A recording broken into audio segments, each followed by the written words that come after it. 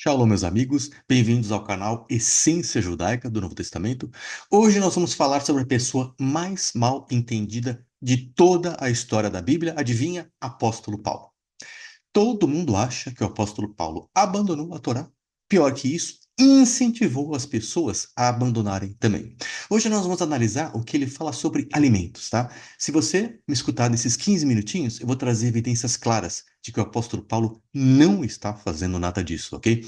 Na descrição desse vídeo eu estou colocando o meu site, onde eu ofereço material e cursos para você que frequenta a igreja, também o meu canal no Instagram, tá? Vamos começar analisando o que o apóstolo Paulo fala em Romanos, tá? Rapidinho eu vou compartilhar a tela aqui para a gente começar. Então, olha só. Romanos 14, 14. Vamos lá. Você conhece esse versículo? Ele é muito famoso. Eu sei, e Romanos 14, 14. Eu sei, e estou certo, no Senhor Yeshua, que nenhuma coisa é de si mesma impura. Tá? Ele está usando a palavra koinon, em grego. A não ser para aquele que a tem por impura. Tá? Para esse é impura. Esta palavra em grego, tá? Esse aqui é a essência judaica do Novo Testamento, gente. Só que nesse caso, Paulo está escrevendo em grego e ele não está traduzindo um diálogo, tá? Que foi falado em hebraico ou aramaico. Ele está pensando e escrevendo em grego. Então, nesse caso, temos que analisar o grego, tá? A palavra koinon não é a palavra usada na Septuaginta, tá? A Septuaginta, gente, ele é um texto muito importante porque ele é a tradução do Antigo Testamento para o grego feita 200 anos antes de Yeshua por 70 rabinos, tá? Isso foi feito porque os judeus na época simplesmente não conseguiam ler hebraico, tá? E ela é muito importante porque ela não tem influência nenhuma da igreja, influência nenhuma cristã, tá? Ela é uma tradução daquilo que os rabinos entendiam do que o povo judeu tinha que entender do Antigo Testamento, que no judaísmo messiânico nós chamamos de Tanakh, tá? Por isso que a Septuaginta é tão importante. A palavra usada para designar alimentos proibidos pela Torá na Septuaginta é essa aqui, ó, akatarton, ok? Ela aparece 152 vezes no Antigo Testamento em grego, tá? Só no livro de Levítico ela aparece 50 vezes para designar aqueles alimentos proibidos, tá? Então, por exemplo, porco, cobra, coelho, pássaros predadores, etc, etc, etc, ok? Todos esses alimentos foram descritos no Antigo Testamento em grego usando a palavra akatarton, não a palavra koinon, que Paulo usou. Então, Paulo não está se referindo a alimentos proibidos pela Torá. Se ele quisesse se referir a esses alimentos, ele teria usado a palavra akatarton. O que ele está querendo dizer, então? Vamos lá. Vamos seguir aqui. Olha só. Antes da gente falar daquilo que ele está falando, eu vou trazer aqui mais dois problemas seríssimos de tradução, tá? Eu tenho um outro vídeo nesse canal que fala sobre problemas de tradução. São problemas seríssimos que levam as pessoas a conclusões totalmente equivocadas. Este é o texto em grego, tá? Textos receptus, o texto um dos mais antigos que tem. Olha como a versão fácil de ler traduz isso aqui. Eu sei e estou convencido no Senhor Jesus que não existe comida que não se possa comer. Olha o que a versão O Livro fala. Quanto a mim, pessoalmente, estou certo, porque assim me ensinou o Senhor Jesus, de que não há nada de mal em comer comida considerada impura pela lei. Essas duas traduções, gente, estão fazendo um trabalho horrível, estão levando pessoas a uma conclusão completamente errada. Tá? Isso aqui é uma prova de que, com a tradução errada, você chega a uma conclusão errada e você tem uma vida errada com Deus, ok?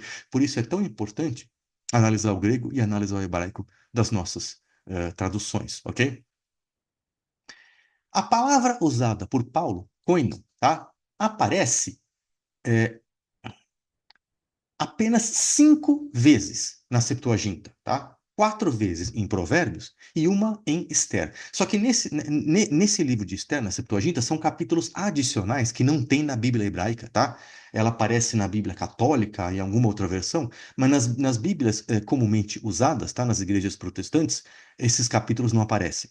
Então nós vamos analisar aqui as 4 situações em que em que essa palavra aparece em Provérbios, tá? Para ter ideia do que o apóstolo Paulo está falando. Olha só. Provérbios 1,14. Lançarás a tua sorte entre nós, teremos todos uma só bolsa. O que eu estou colocando em vermelho é a tradução da palavra koinon, tá? Provérbios 15, 23. O maligno não lhe obedecerá, nem dirá nada de importante ou bom ao público. Provérbios 25, 24, que é idêntico a Provérbios 21, 9, tá? Por isso que eu estou considerando quatro passagens. É melhor morar num canto do telhado do que numa casa compartilhada com uma pessoa briguenta. Então, nesse caso aqui na Septuaginta, gente, a palavra koinos significa comum, pertencente a mais de uma pessoa. Nas escrituras apostólicas, tá? Conhecidas como Novo Testamento, olha quantas vezes ela aparece. Atos 2,44. Todos os que criam estavam juntos e tinham tudo em comum, tá? Propriedade em comum. Também com esse mesmo sentido aparece em Atos 4,32, Titos 1,4, Judas 1,3. Significado de impuro, tá? Inadequado, profano, nos próximos que nós vamos ler agora. Marcos 7,2. Gente, eu tenho um vídeo que fala só sobre Marcos capítulo 7, tá? Marcos capítulo 7, Atos capítulo 15 são os dois capítulos mais mal entendidos do Novo Testamento, tá? Eu tenho um vídeo 18, 20 minutos que fala sobre Marcos. Eu convido você a ver, tá? E vendo que alguns dos seus discípulos comiam pão com as mãos impuras, koinon, palavra usada pelo apóstolo Paulo, isso é, sem lavar, os repreendiam. Gente, a mão não é proibida. A mão, ela estava considerada inadequada, porque ela não tinha sido lavada, ok? Atos 10, 14. Mas Pedro disse, é o sonho de Pedro, de modo algum, Senhor, porque nunca comi coisa alguma, comum ou imunda. Por que que Pedro está fazendo essa distinção? Por que que ele está preocupado em usar essas duas palavras, proibida e impura? Segura aí que a gente chega lá. Hebreus 10, 29. Imaginem quão maior será o castigo para quem insultou o Filho de Deus, tratou como comum o sangue da aliança que o santificou e menosprezou o Espírito Santo que concede graça, tá? Então é comum, inadequado. O contrário de sagrado, tá? Vamos lá, agora é o seguinte: o que que Paulo quis dizer com essa palavra? Qual é a mensagem dele? Vamos analisar algumas passagens da literatura judaica, tá? Do Mishnah, que é o texto que contém a Torá oral, tá? Por que é tão importante a Torá oral aqui? Porque quando o apóstolo Paulo diz que desculpa, a comida é impura para a pessoa, de acordo com a interpretação da pessoa, tá? E esta interpretação vem da Torá oral. O Mishnah, ela é um compilado de muitos capítulos dentro de várias seções, tá? Foi finalizada no século 200. O Talmud, ele é um comentário sobre o Mishnah, finalizado no século 6, e eles têm a Torá oral, ou seja, como cada mandamento tem que ser seguido de acordo com a interpretação dos sábios, tá? O Mishnah tem um tratado Avodazara, tá? Cuja tradução é adoração estranha, alguma coisa assim. É um tratado que estabelece regras minuciosas sobre qual produto proveniente de um gentil pode ser consumido e em que circunstâncias, tá? Vamos ver alguns exemplos aqui. É tudo muito detalhado, tá? Existem muitas regras a respeito de vários produtos em muitas situações. No Mishnah Vodazara 2,3 diz o seguinte: esses são os itens de não-judeus que são proibidos, tá?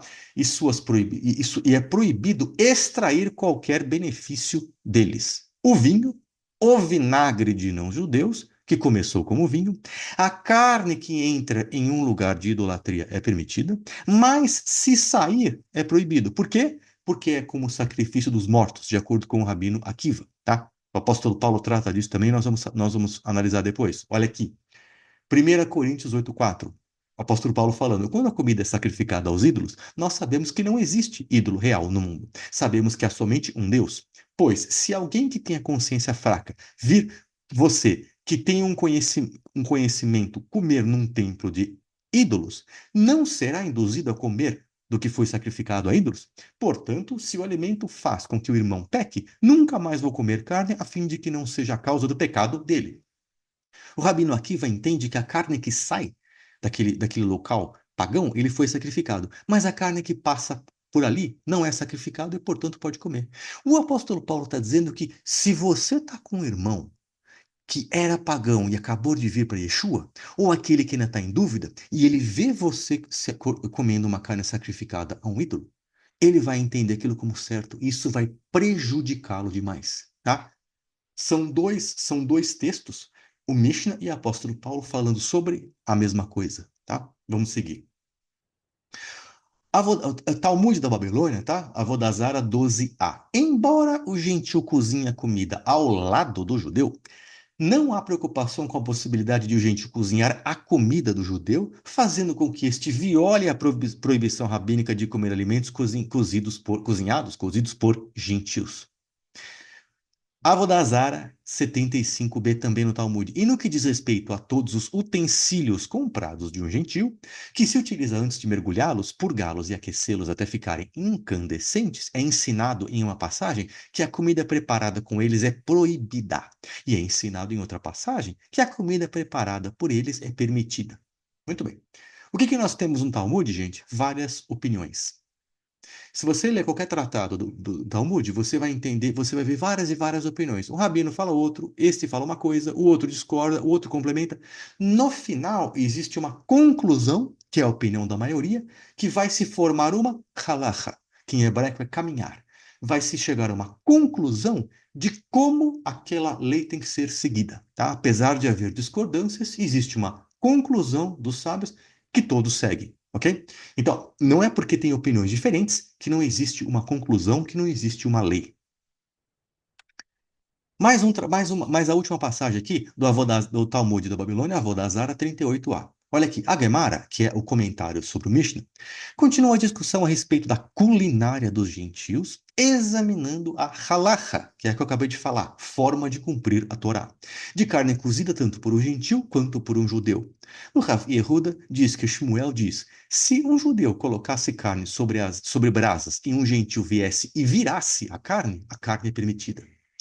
A Guemará pergunta: quais são as circunstâncias desse caso? Se dissermos que, se o gentil não tivesse virado a carne, ela teria cozinhado de qualquer maneira, é óbvio que a carne é permitida, pois as ações do gentil não alteraram realmente a comida. A Guemará sugere: pelo contrário, não é o caso em que, se o gentil não o tivesse virado, não teria cozinhado? Mas, se sim, por que é permitido? Nesse caso, a carne é certamente considerada cozinhada por gentios e deveria ser proibida. Esses exemplos, gente, são para dizer o nível de detalhe que existia na mente dos judeus da época de Yeshua e na época do apóstolo Paulo. Por que o apóstolo Paulo disse que aquele alimento, apesar de ser permitido pela Torá, poderia ser visto como impuro por algum cidadão? Então imagina o seguinte: um gentil, tá, iria comer uma carne permitida pela Torá. Uma carne de boi, uma carne de vaca, uma carne de cabrito, de bode, tá? As aves permitidas. Só que aquela carne foi comprada no mercado de um gentil, que poderia ser um pagão, que poderia ser um idólatra. O apóstolo Paulo diz: essa carne não é impura, não é proibida. Ela é impura para aquele que julga impura. Quer dizer, um cidadão acha que não. Se você comprou do gentil, aquilo é impuro. Se aquilo passou perto de um mercado pagão, aquilo é impuro. Se aquilo foi colocado dentro de um saco por alguém que pratica paganismo, aquilo se tornou impuro. E o que o apóstolo Paulo está dizendo só é impuro para quem acha que é. Porque aquele alimento, aquela carne, de vaca, de boi, de bode, de carneiro, é permitida pela Torá. E se Deus diz que aquilo é permitido, é porque é permitido. Ok? Isto é o que o apóstolo Paulo está querendo dizer. Conforme vimos, há várias opiniões a respeito de alimentos permitidos pela Torá, porém que podem se tornar impuros dependendo de sua origem e manuseio. O ensinamento de Paulo refere-se a isso. O alimento permitido por Deus na Torá só é impuro para aquele que o julga impuro, pela sua própria opinião. Na opinião de Paulo, uma carne preparada por um gentil jamais poderia ser considerada impura, já que é permitida pela Torá. A distinção entre alimentos proibidos pela Torá e alimentos permitidos, que porventura poderiam ser vistos como impuros, é determinada pela lei rabínica halacha, ok? Que nós vimos no Mishnah e no Talmud. No Talmud existem várias opiniões, mas no final da discussão sempre existe um consenso que é respeitado por todos. Olha que interessante o que Pedro fala em Atos. Atos 10, 14. Mas Pedro disse, naquele sonho, de modo algum, Senhor, pois nunca comi coisa alguma comum, não, palavra usada pelo apóstolo Paulo em Romanos, ou imunda, acatarton, proibido pela Torá. O que Paulo está dizendo aqui, o que Pedro está dizendo, Shimon Kifa, para Deus é: eu nunca comi nada proibido pela Torá, Senhor, pelas tuas palavras, e nunca comi nada considerado impróprio, considerado impuro pelas leis rabínicas. Foi isso que o apóstolo o Pedro disse após aquele sonho, tá? Esse sonho também é um capítulo à parte, tá, gente? Eu quero fazer um vídeo em breve falando disso, porque não é nada do que as pessoas pensam, mais uma vez, tá? Olha o que o apóstolo Paulo fala em 1 Coríntios 10, 25. Comam de tudo quanto se vende no açougue, falando sobre carne, tá? Sem perguntar nada por causa da consciência. E se algum dos infiéis os convidar e quiserem ir, comam de tudo o que se puser diante de vocês, sem nada perguntar por causa da consciência. Mas se algum disser a vocês, esta comida foi oferecida a um ídolo, neste caso não comam, por causa da pessoa que disse isso e também por motivo de consciência. Olha só, gente, o assunto é claramente carne oferecida a deuses pagãos. Não se trata de alimentos proibidos pela Torá. Não se deve comer para não incentivar a pessoa a permanecer nisso e para não ter qualquer relação com a idolatria. Se você pegar esse versículo 27, como eu já vi muita gente falar, e pegar ele isoladamente, né? Vamos pegar ele isoladamente aqui. E se algum dos infiéis os convidar a quiserem ir, comam de tudo o que se puser diante de vocês, sem nada perguntar. Se você pega esse versículo isoladamente, você tem a impressão que o apóstolo Paulo está indo contra a Torá. Infelizmente, esse é um erro que eu estou cansado de ver as pessoas que frequentam igreja fazerem. Pegar um versículo isoladamente. Porque no contexto, ok? No tema que o apóstolo Paulo está abordando, o assunto é alimento oferecido a ídolos. Alimentos que podem ter sofrido idolatria. Não é alimento permitido ou proibido pela Torá. Como o contexto é importante, ok? Olha só o que ele fala em Romanos 14, 2. Isso é assunto para um outro vídeo, tá? Porque um crê que tudo se pode comer e o outro que é fraco come legumes. Se a Torá permite o consumo de carne, por que o fraco na fé só come legumes? Segura aí que isso é um tema, é uma continuação desse, tá? Mas num contexto específico de Romanos. Ele também não está falando a favor de alimentos não permitidos na Torá. Não, ele está também tratando de carne que pode ser considerada impura, tá? Porque se a Torá permite o consumo de carnes, por que que um come só legumes, tá? Pela condição em que a carne é oferecida. Mas segurei que isso é um, um tema para outro vídeo. Vamos analisar mais uma passagem aqui nas Escrituras Apostólicas do Novo Testamento, onde Paulo fala sobre alimentos. Olha só, Titos 1,14, tá? Não dando ouvidos às fábulas judaicas, nem aos mandamentos de homens que se desviam da verdade. Todas as coisas são puras para os puros, mas nada é puro para os contaminados e infiéis. Antes, o seu entendimento e consciência estão contaminados. Confessam que conhecem a Deus, mas negam-no com suas obras, sendo abomináveis e desobedientes, e reprovados para toda boa obra.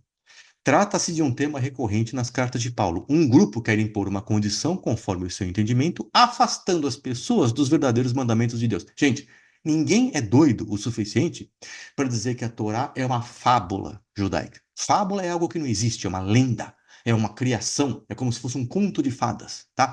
E ninguém também é doido de falar que a Torá contém mandamentos de homens. Ele não está falando daquilo que a Torá permite ou proíbe. Não, ele está falando daquilo que as pessoas criam, daquilo que as pessoas entendem como permitido e proibido, tá? Nem mesmo os pais da igreja, se você ler os pais da igreja, os fundadores da igreja, Tertuliano, Justino, Agostinho, é, quem mais? O Inácio. São pessoas contra a lei. Eles entendem que a lei ficou para os judeus lá atrás. Mas nenhum deles, pelo que eu saiba, nenhum deles nunca falou que a Torá são fábulas, são mandamentos de homens, são lendas. Nunca nenhum deles falou. Então, o apóstolo Paulo está dizendo aqui são contra interpretações humanas, mandamentos humanos, tá? Não são mandamentos de Deus, tá?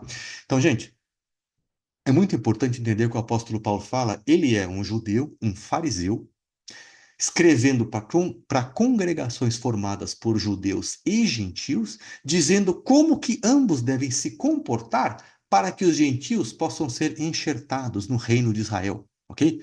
Israel não é mais composto somente por judeus descendentes de Yaakov, é composto por judeus e não judeus que foram enxertados pela fé em Yeshua. Se não entendermos o apóstolo Paulo dentro desse contexto judaico daquela época, os ensinamentos deles são todos perdidos. Então eu peço que você dê um like nesse vídeo, que você compartilhe com as pessoas que frequentam a igreja. É muito importante, os ensinamentos de Paulo são valiosos demais para serem mal entendidos. Shalom, muito obrigado e até a próxima.